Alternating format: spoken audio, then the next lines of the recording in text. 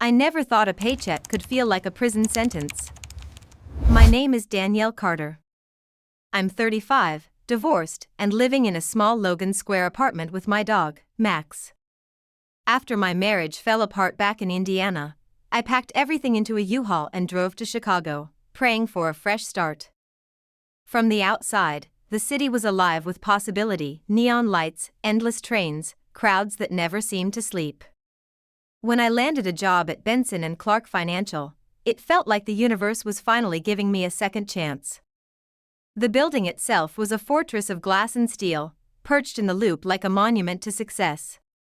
Inside, everyone moved with sharp purpose, as if a single misstep would shatter their future. Then came Richard Benson. Late 50s. Slick silver hair. Impeccable suit. A smile that cut sharper than glass. "Welcome aboard, Carter," he said on my first day, gripping my hand a beat too long. His voice was low, smooth, but heavy with weight. "Stick close to me, and you'll go far." I wanted to believe him. Desperation makes you cling to promises, even ones that feel off.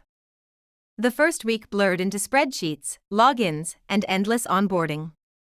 Richard hovered constantly, his shadow stretching over my cubicle. At first, I mistook it for mentorship. But by Friday, it felt more like surveillance. By week 3, the late-night calls began. 10, 11 at night, my phone lighting up with his name.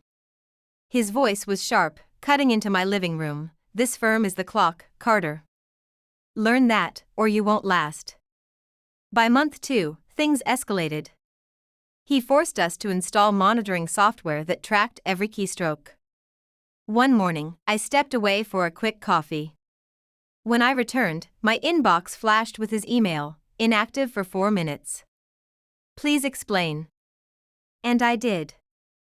I actually wrote an apology for daring to grab coffee. That was Richard's genius, wrapping chains around your wrists and convincing you they were bracelets. He'd say things like, "I push you because I see potential. One day, you'll thank me." But my body knew the truth. Every morning on the red line, my chest tightened. My reflection in the window looked paler, older. I was unraveling. The breaking point came in a Monday meeting. Sarah Miller, a kind, exhausted single mom from Oak Park, asked timidly if she could leave at 5 for her son's recital. Richard's smile sharpened. "Do you want to be a good mother, or a great employee? You can't be both." The silence that followed was suffocating. Sarah's eyes fell, her shoulders sagging. And inside me, something cracked wide open. That night, lying awake in my tiny apartment, Max curled at my feet, I whispered to myself, "If I don't get out, this place will kill me." Once you notice the cracks in a cage, you can't unsee them. One early morning, I overheard Richard cornering Mark, our senior analyst. His voice was low, venomous. "Loyalty comes before family. If I find out you're putting them first, you're done." It made my stomach twist. Suddenly, patterns jumped out everywhere. Vacations denied. Sick days mocked. Team members publicly humiliated. When I cautiously asked about my workload one afternoon, Richard smirked. "Do you think I'm working you too hard, Carter? Or maybe you just don't have the stamina this industry requires?" Gaslighting, plain and simple. Sarah became my quiet ally. One evening, after most of the office had emptied, she whispered, "You know this isn't normal, right? He doesn't want employees.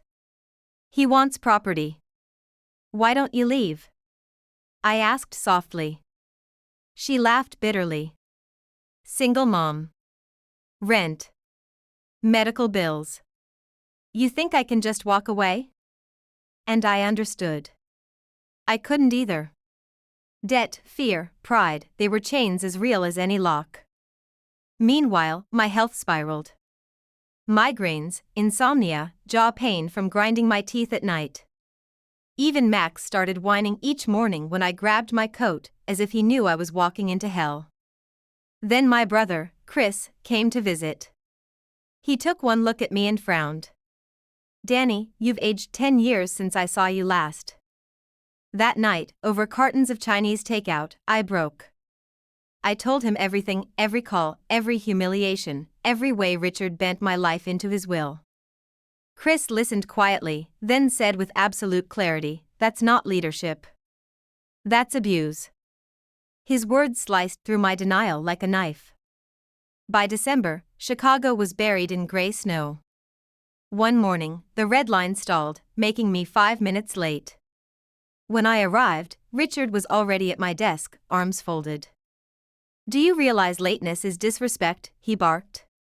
"Maybe you don't belong here." Heat flushed my face as coworkers glanced over, pity and fear in their eyes. That night, staring out at snow drifting past the streetlight outside my window, I realized something terrifying. Richard wasn't just in the office anymore. He was in my head. If I didn't escape soon, I'd lose myself completely. Once I admitted I needed out, fear transformed into fuel. Step 1: document everything. I bought a pocket notebook and logged every humiliation, every midnight call, every cutting remark. Seeing it written in ink reminded me I wasn't crazy. Step 2: build allies.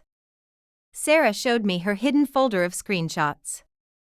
"If he ever tries to fire me, I'm ready," she whispered. Chris checked in twice a week like a lifeline.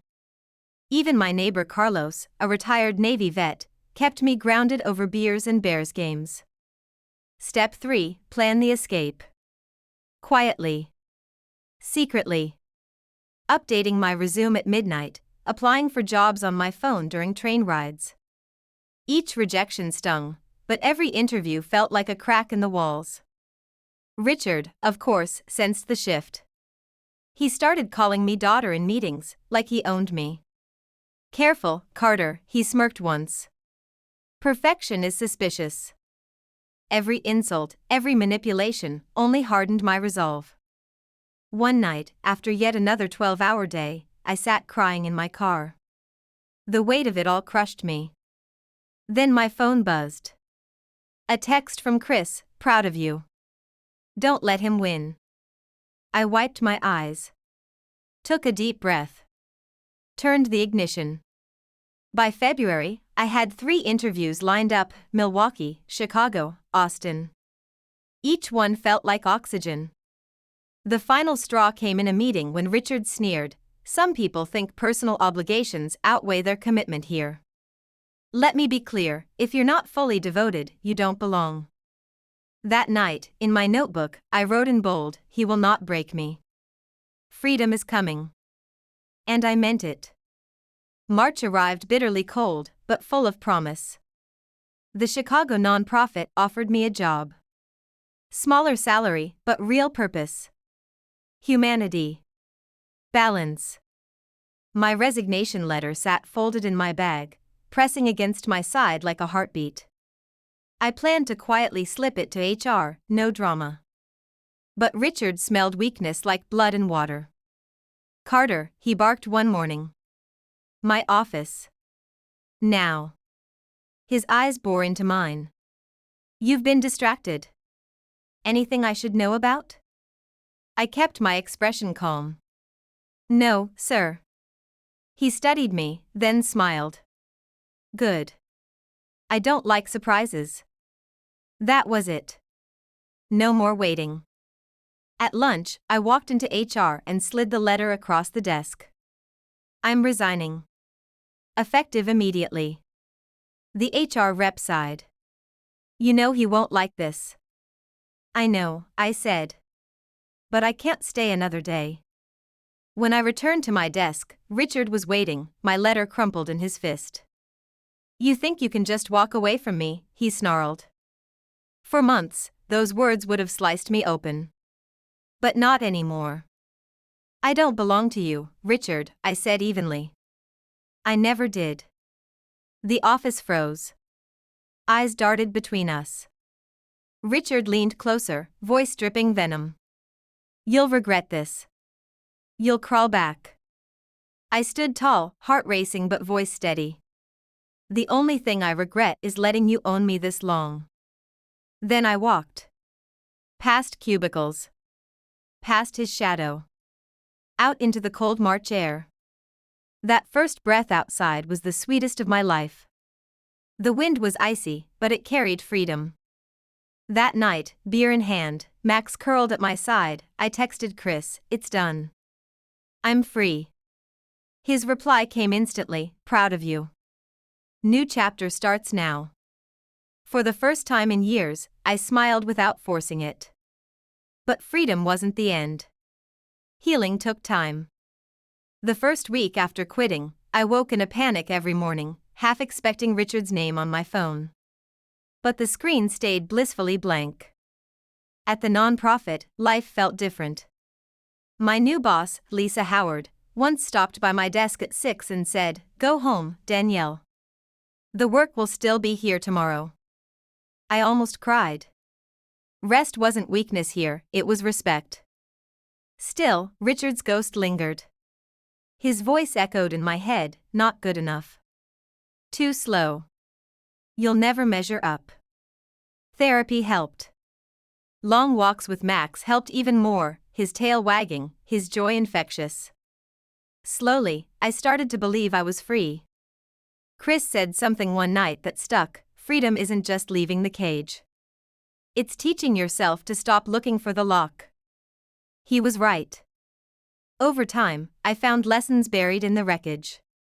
Red flags matter. If someone demands loyalty above family, run. Micromanagement isn't mentorship. Control isn't leadership. Keep receipts. Gaslighters twist truth, evidence protects you. Find lifelines. Friends, family, therapy. Your worth isn't up for debate. But the biggest truth? No paycheck is worth your soul. Now, a year later, life isn't perfect. But it's mine. I spend weekends hiking trails with Max, Sundays at Chris's house, laughing with his kids. Evenings curled up with a book instead of panic attacks. Sometimes, late at night, when my phone buzzes, my chest still tightens. But when I see it's just a friend or family, I smile. Because Richard Benson doesn't own me anymore. And no one ever will again.